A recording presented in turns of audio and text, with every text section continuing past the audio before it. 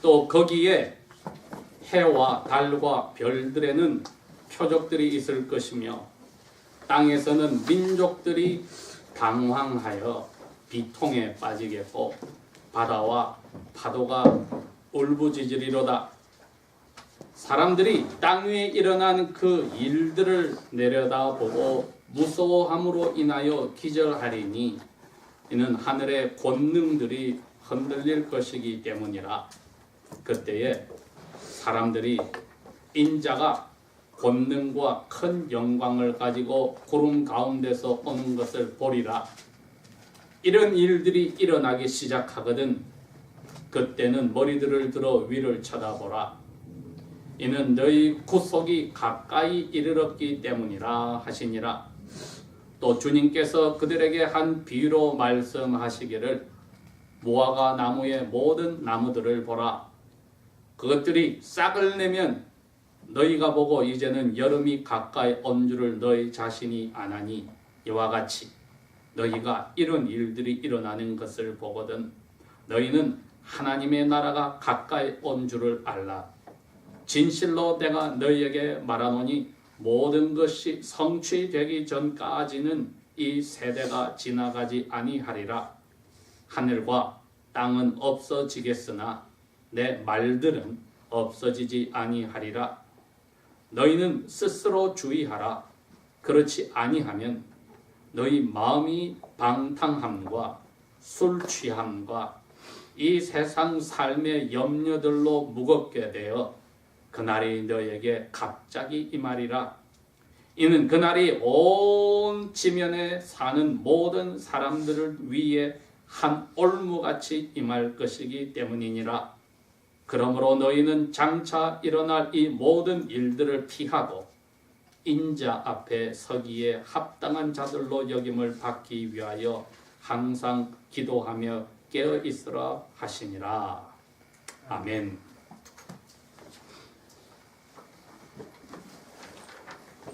네, 여러분 지금부터 한 달이 지나면은 우리 모든 전 세계 그리스도인들이 제일 크게 여기는 그리스도인들의 대명절인 부활절이 됩니다.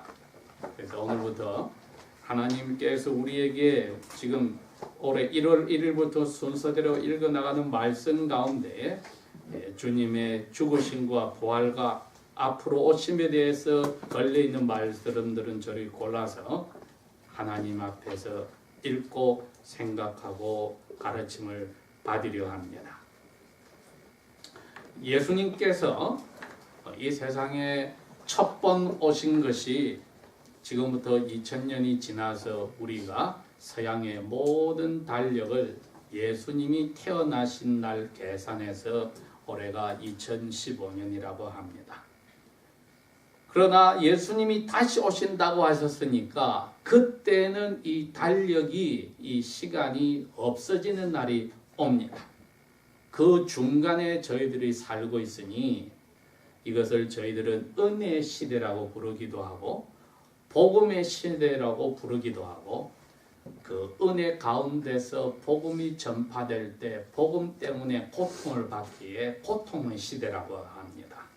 이 세 가지가 다 같은 시대의 새 양상을 드러내는 모습입니다. 예수님께서 오늘 그 가장 중요한 당신이 구약 성경의 그 전체가 가리키는 메시아가 사람들의 죄를 위해서 자기 백성을 죄에서 건지려고 죽으시는 그 주간 이 말씀을 하신 것을 저희들이 읽습니다.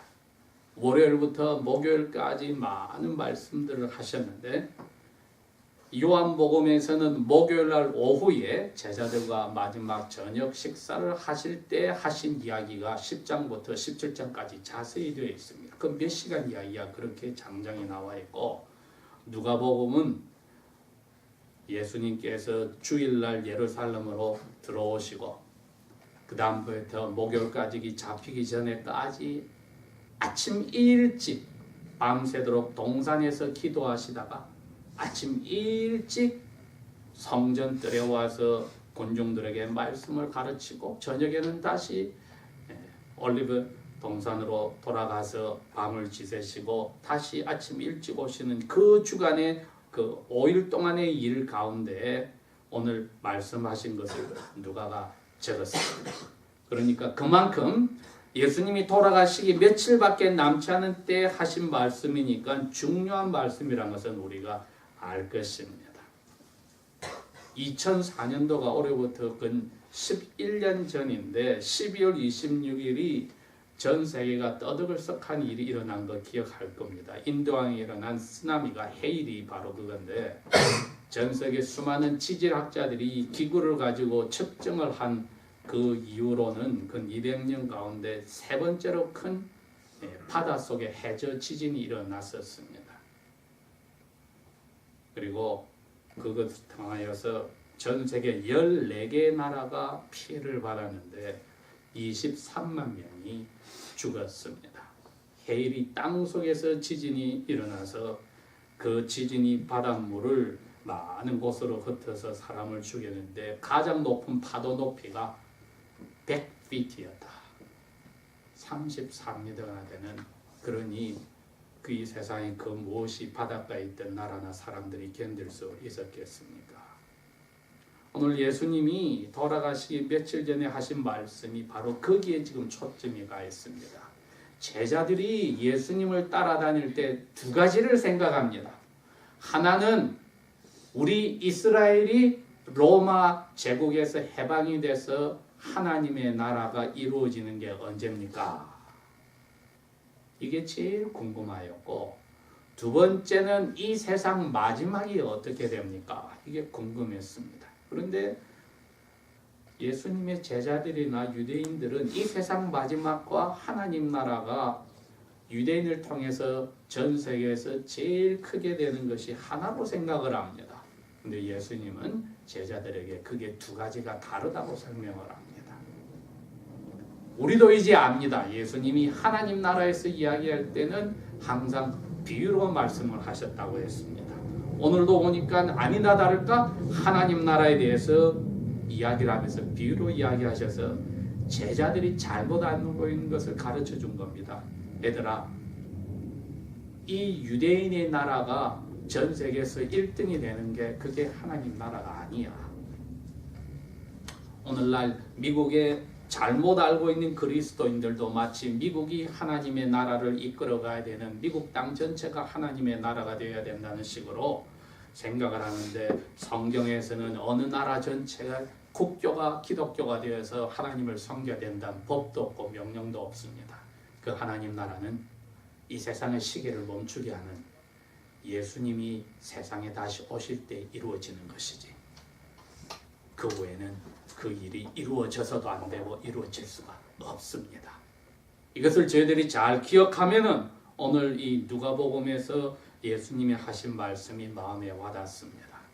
분명히 예수님이 오늘 이 이야기를 하셨거든요. 31절에 너희는 하나님의 나라가 가까이 온 줄을 알아라 하셔서 제자들에게 유대인의 나라도 아니고 유대인이 이 세상 전체를 지배하는 그게 하나님 나라가 아니라 하나님 나라가 올 때는 엄청난 일이 벌어지는데 그것을 내가 너희들에게 이야기한다는 것입니다.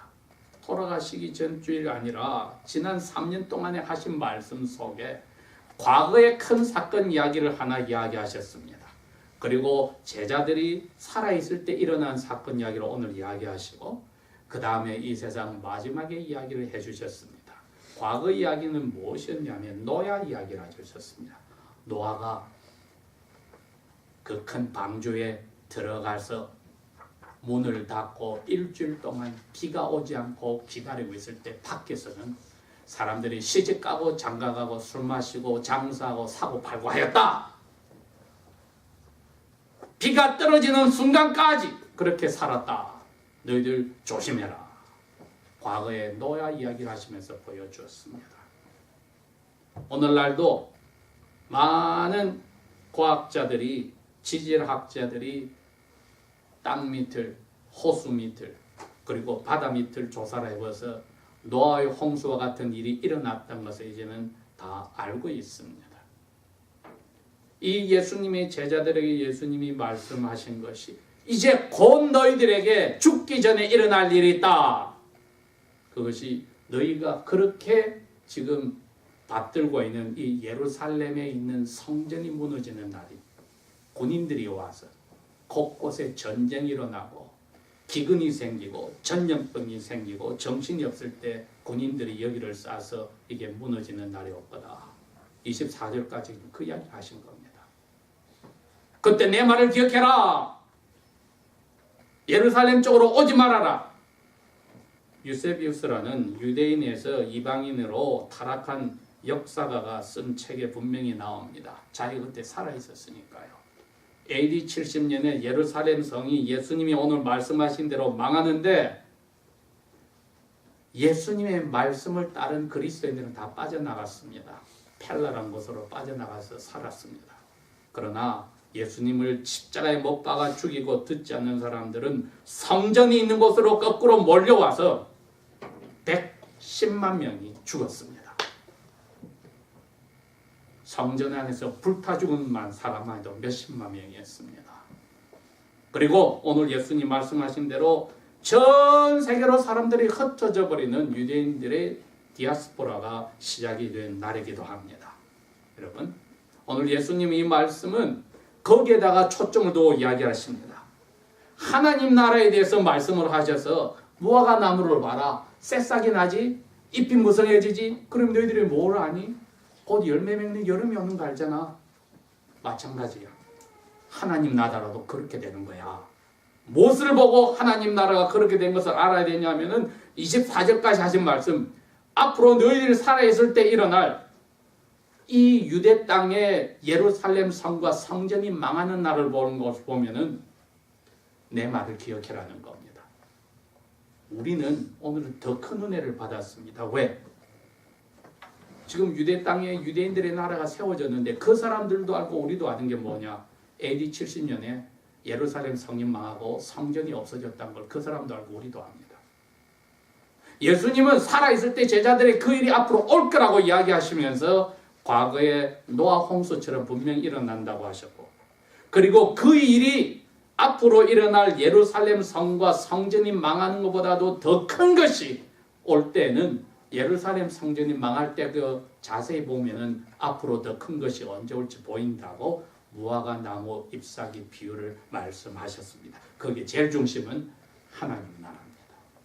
그 하나님 나라는 지금 곧 잡혀 죽게 될 예수님이 여기에 분명히 나와 있습니다. 뭐라고요? 하나님의 큰 능력으로 구름을 타고 영광 가운데 하늘로부터 올 때 너희들이 머리를 들고 봐야 되는 그날, 그날이 하나님 나라가 이 세상에 완성되는 날이니 그것이 제일 핵심입니다. 여러분, 우리가 지금 이 세상에서 미국인이, 옛날 같으면 영국인이 자기 나라를 말씀으로 하나님의 나라를 만들겠다는 그 망상에서 벗어나서 진정한 하나님 나라는 눈에 보이는 이 우주 덩어리와 지구 덩어리가 그 가운데 있는 것이 큰 소리로 종이가 말라져서 타서 사라지듯이 녹아서 사라져버리고 새하늘과 새 땅을 만들 때만 예수님과 함께 새 몸을 가지고 올 하나님의 자녀들이 사는 그 땅이, 거기가 하나님의 나라라는 것 우리는 잊지 말아야 합니다.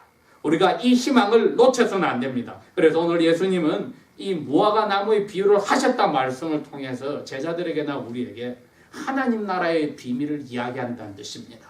다른 게 아닙니다. 이거는. 왜? 분명히 30절에 그랬으니까 31절에 하나님의 나라가 가까이 온 것을 알아라.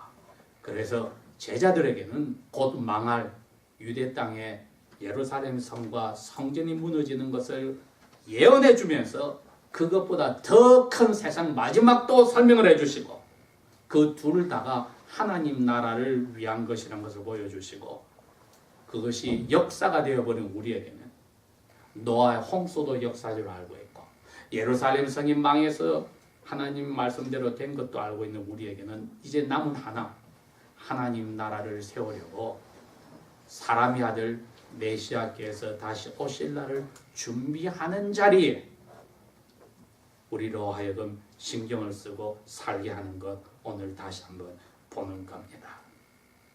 예수님께서 세 가지로 명령을 하십니다. 제일 먼저 28절에 그럽니다.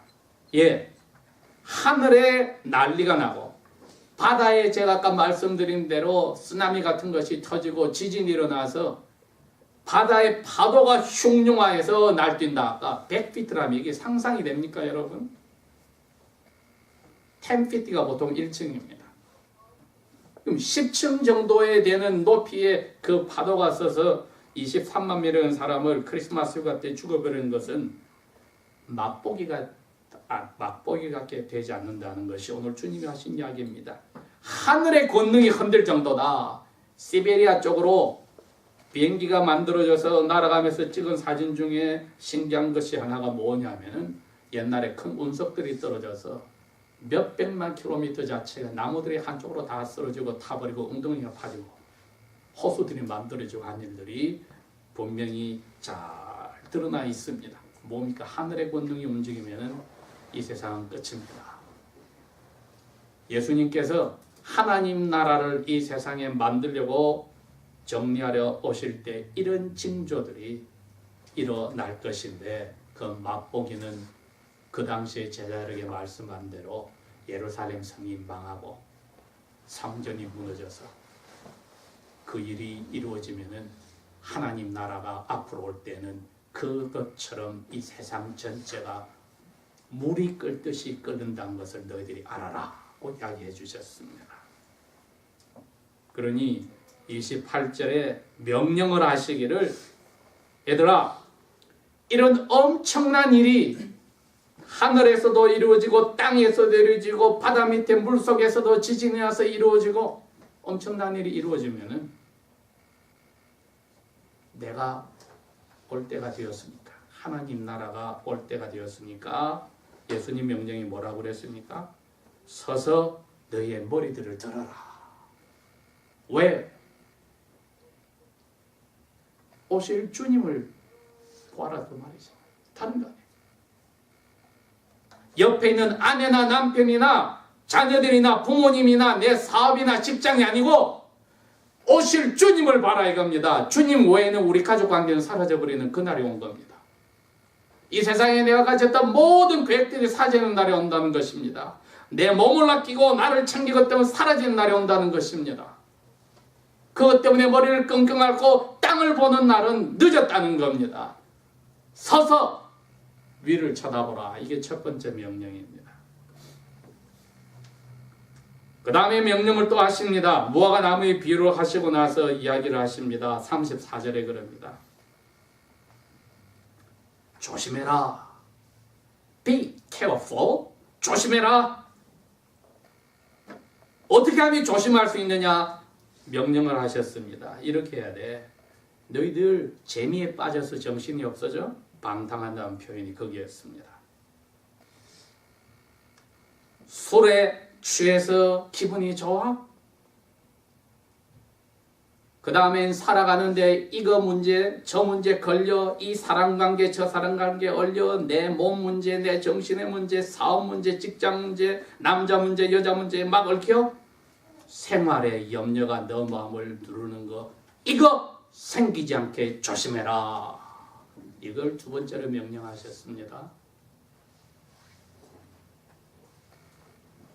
사랑하는 제자들에게 예수님이 다시 오실 것을 살아서 볼 제자들이 아닙니다. 이 사람들은.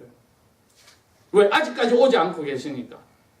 그러나 이분들에게 이 말씀을 하셨다 말은 예루살렘 성이 무너지기 전에 너희들이 똑같이 이 준비를 하고 있어야 되는데 우리를 위해서 주신 겁니다.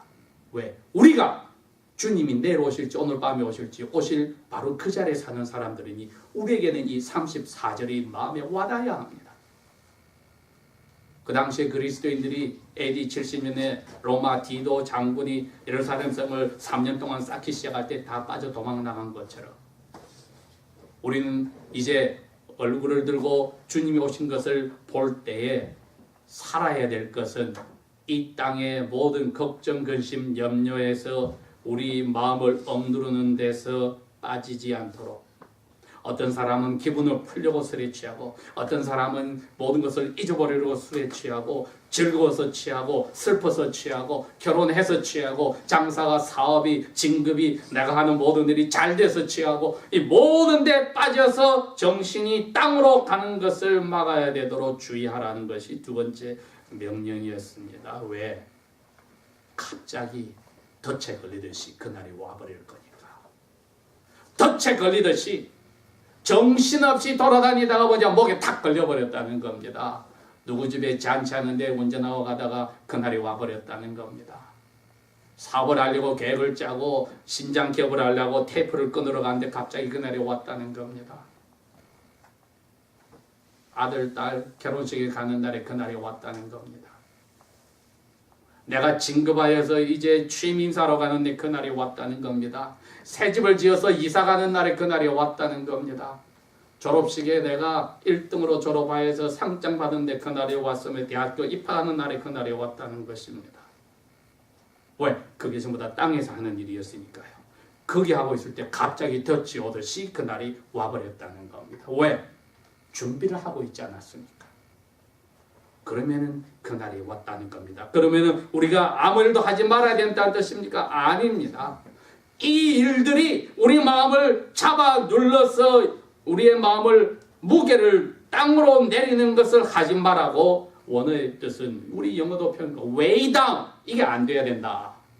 그래서 우리가 오늘도 그것을 벗어나려고 시간을 잘라놓고 오늘 이 자리에 하나님 나라를 생각하려고 온 것입니다. 왜? 이 순간에 이 세상 불타버리면 모든 것을 잊어야 합니다. 그야말로 눈을 들어서 오실 하나님 나라의 주인 되신 예수님 보는 것 외에는 길이 없기 때문입니다. 마지막으로 한 번 더 예수님이 명령을 하셨습니다. 그래서 제가 그 명령을 제목으로 잡았습니다. 깨어서 기도를 하여서 주님 앞에 당당히 서야만 합니다. 그렇게 이야기를 하셨네요. 36절의 마지막에 그랬습니다. 이런 일이 생길 때에 덫에 걸리는 일이 안 생기도록 피하고 내 앞에 당당하게 서도록 합당한 사람을 받기 위해서는 깨어서 기도하여야 하느니라. 잠에는 기도할 수 없고 술 취한 것처럼 되어버려서 자기를 잊어버리나 깨어있는 사람은 기도하여서 준비하는 것 외에는 길이 없다고 말씀하셨습니다. 왜? 그래야 힘을 얻기 때문에. 기도를 하면 힘을 얻게 되어 있습니다. 똑같은 사건이라도 기도 전에는 불가능하고 힘들게 보였으나 기도하니 문제는 똑같으나 기도한 나를 하나님 바꾸셔서 그리스도 예수 안에서 내게 능력 주시는 자 안에 불가능이 없느니란 말이 나오게 됩니다.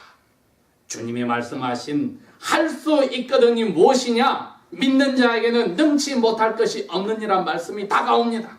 아무것도 염려하지 말고 모든 일에 기도와 간구로 감사함으로 너희 구할 것을 하나님께 다 아뢰라. 그러면 사람의 생각을 넘어가는 하나님의 평화가 그리스도의 예수 안에서 너희 마음과 생각을 붙잡아준다. 이런 말들이 쏙쏙 들어옵니다. 왜? 깨어있는 사람은 말씀 속에서 기도의 모든 근거들을 가지고 내려놓기 때문에 땅에서 살지만은 그 영혼은 땅의 문제로 억눌려서 꺼져가는 것이 아니라 위에 오는 분을 고개를 들고 인자가 권능과 영광으로 오는 것을 하나님의 나라가 오는 것을 바라보러 가신 명령 지킬 수 있기 때문입니다. 우리가 이 희망, 이 하나님 나라에 대해서 희망을 버리면은 예수님의 이 십자가에 돌아가시기 전주에 하신 이 말씀이 우리를 위해서 자비와 인자를 가지고 제자들에게 우리에게 주신 이 말씀이 땅에 떨어져 버리는 불상사가 나오게 됩니다. 기도하겠습니다.